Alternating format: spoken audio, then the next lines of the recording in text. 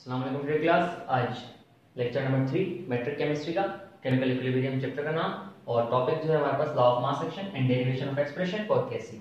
आज हम law of mass action के बारे में डिस्कस करेंगे और उसकी एक इक्वेशन के बारे में पढ़ेंगे, उसको ड्राइव भी करके देखेंगे।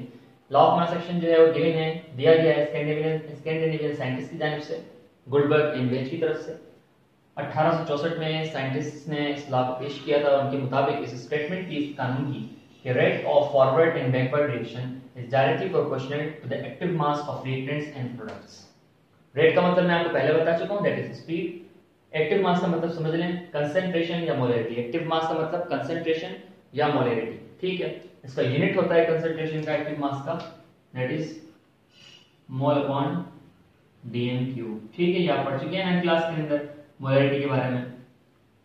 तो अब इस डेफिनेशन का मतलब क्या है कि जो स्पीड होगी रेट फॉरवर्ड रिएक्शन की और बैकवर्ड रिएक्शन की, वो डायरेक्टली प्रोपोर्शनल होगी, वो बराबर होगी कंसंट्रेशन के, रिएक्टेंट्स और प्रोडक्ट के। जितनी कंसंट्रेशन होगी रिएक्टेंट और प्रोडक्ट की, उतनी ही स्पीड होगी रेट ऑफ फॉरवर्ड रिएक्शन की, रेट ऑफ बैकवर्ड रिएक्शन की, ठीक है। जितनी कंसंट्रेशन उतनी ही स्पीड, जितनी ज्यादा कंसंट्रेशन होगी उतनी ज्यादा स्पीड होगी, जितनी कम कंसंट्रेशन होगी उतनी कम स्पीड होगी। इस स्टेटमेंट का मतलब ये है। अब इसे इक्वेशन में लिख के समझते हैं और डेरिवेशन भी करते हैं इस इक्वेशन की, कि अगर हमारे पास कंसीडर हाइपोथेटिकल रिवर्सिबल रिएक्शन, हमने एक ऐसी एक रिवर्सिबल रिएक्शन को देख लिया, एक सोच लिया ख्याली तरीके से कि अगर A moles of A and B moles of B एक रिवर्सिबल रिएक्शन में बनाते हैं, C moles of C and D moles of D, ठीक है जी। ये A is a coefficient, B is a coefficient, C is a coefficient and D is also a coefficient, ठीक है। अब वो A जो है हमारे पास रिएक्टेंट है, B भी रिएक्टेंट है, C प्रोडक्ट है और D भी प्रोडक्ट है। अब अगर हम इसको इक्वेशन के, इस इक्वेशन को स्टेटमेंट के हिसाब से देखें, तो the rate of forward reaction is directly proportional to A and B, ठीक है। ऊपर हमने पढ़ा rate of forward reaction reactants के बराबर है और rate of backward reaction products के बराबर होगा, उसकी कंसंट्रेशन। तो हमने लिखा RF forward reaction is directly proportional, इस निशानी को प्रोपोर्शनल की निशानी कहते हैं, डायरेक्टली प्रोपोर्शनल है यहां पर ये, तो directly proportional to A moles of A and B moles of B. अब एक बात यहां पर समझ लीजिएगा कि केमिस्ट्री के अंदर जब भी हम कंसंट्रेशंस को शो करते हैं, जब भी हम कंसंट्रेशन की बात करते हैं, तो वहां पर स्क्वायर ब्रैकेट का इस्तेमाल किया जाता है, और स्क्वायर ब्रैकेट को केमिस्ट्री के अंदर कंसंट्रेशन ब्रैकेट्स भी कहते हैं, ठीक है।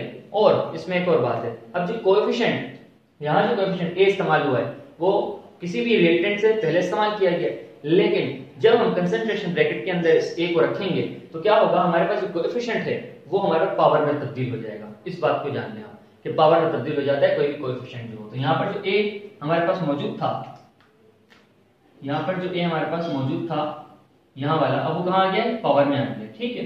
और B पे भाई पावर B की लग गई है। और फिर यहाँ पर देखें सेकंड साइड, यहाँ पर इस साइड पे, लेफ्ट साइड पे, तो क्या होगा, सॉरी तो rate of reversible reaction is directly proportional to C moles of C and D moles of D, ठीक है। अब यहाँ है प्रोपोर्शनलिटी की निशानियां, और इक्वेशन से हमने इसको समझ लिया कि क्या हुआ हमारे पास क्वेश्चन के अंदर, हमने इस डेफिनेशन को ही पढ़ा कि rate of reversible reaction is directly proportional to the concentration of reactants, और यहाँ पर rate of forward reaction is directly proportional to the rate of, to the concentration of, sorry यहाँ पर प्रोडक्ट्स और यहाँ पर रिएक्टेंट्स, सही है। अब यहाँ पर प्रोपोर्शनलिटी की निशानी और यहाँ भी प्रोपोर्शनलिटी की निशानी। अब हम पढ़ते हैं प्रोपोर्शनलिटी की निशानी को हटाने के लिए हमें इसको हटाना होता है, तो जब भी हम इसे हटाते हैं तो कोई कांस्टेंट का इस्तेमाल करते हैं। तो यहाँ पर हमने कांस्टेंट इस्तेमाल किया KF, that is forward reaction, KR that is reversible reaction.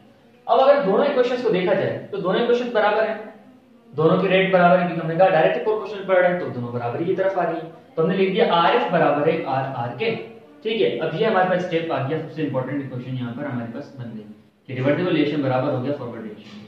अब बाय पुटिंग द वैल्यू, अब हमने पुटिंग करनी वैल्यूज की, RF की एंड RR की। RF फॉरवर्ड रिएक्शन की और रिवर्सिबल रिएक्शन की वैल्यूज को रखना है, तो वैल्यू हमारे पास RR की क्या है, RF की क्या है A एंड B, और RR की क्या है C एंड D, हमने वैल्यूज को रख दिया। अब टेकिंग कांस्टेंट्स ऑन LHS, हमने लेफ्ट हैंड साइड से उठा के कांस्टेंट को लेफ्ट हैंड, सॉरी हमने कांस्टेंट्स को उठाना है इक्वेशन में से और लेफ्ट साइड पे रख देना है। तो हमने क्या किया, उसको रख दिया। RF और RR जो आपके पास यहाँ मौजूद थे इक्वेशन में, हमने उसे लेफ्ट साइड पे लिया है। अब जो लेफ्ट साइड पे हमारा कांस्टेंट्स आ गए, तो कंपोनेंट्स कहाँ आएंगे, वो राइट साइड पे आएंगे, तो कंपोनेंट्स राइट साइड पे आ गए, ठीक है। वो CD और AB अब यहाँ पर इस चीज आ गई। अब क्या कर सकते हैं हम इसको, अब एक चीज पढ़ते हैं हम कि RF अपॉन RR ये बच्चों बराबर होता है KC के। ये KC क्या चीज है, Kc इक्विलिब्रियम कांस्टेंट है, इक्विलिब्रियम का एक कांस्टेंट है Kc, ठीक है। इसे हम इस्तेमाल करेंगे हर क्वेश्चन के एंड में, और हर क्वेश्चन में इसके कई फार्मूले से हम इसको प्रॉब्लम्स को सॉल्व करेंगे, तो इस बात को याद रख लीजिएगा। तो अब क्या हो गया यहाँ पर हमारे पास Kc, इन दोनों के लिए कांस्टेंट हमने इस्तेमाल किया, combined constant this is Kc, Kc is for Rf and Rr। तो C moles of C, D moles of D and M moles of A and B moles of B हमारे पास reaction की वो आ गई, हमारे पास equation बन गई, ठीक है। जो ऊपर थी सेम है, बस Rf और Rr को हमने हटा दिया और सीधा कांस्टेंट को इस्तेमाल किया है। अब the last step is that the Kc is equals to product upon reactant। COD क्या था बच्चों यहाँ पर हमारे पास, this is product, this is product here, and A and B हमारे पास क्या था बच्चों, this is reactant, ठीक है। तो यहाँ हमारे पास इक्वेशन ड्राइव हो गई। It is the most important derivation of the chapter number 1 in matric chemistry. तो इसको होपफुली आपको समझ आई होगी। नेक्स्ट क्लास के अंदर नेक्स्ट लेक्चर के साथ मुलाकात होगी, तब तक अपना ख्याल रखिएगा। अल्लाह हाफिज।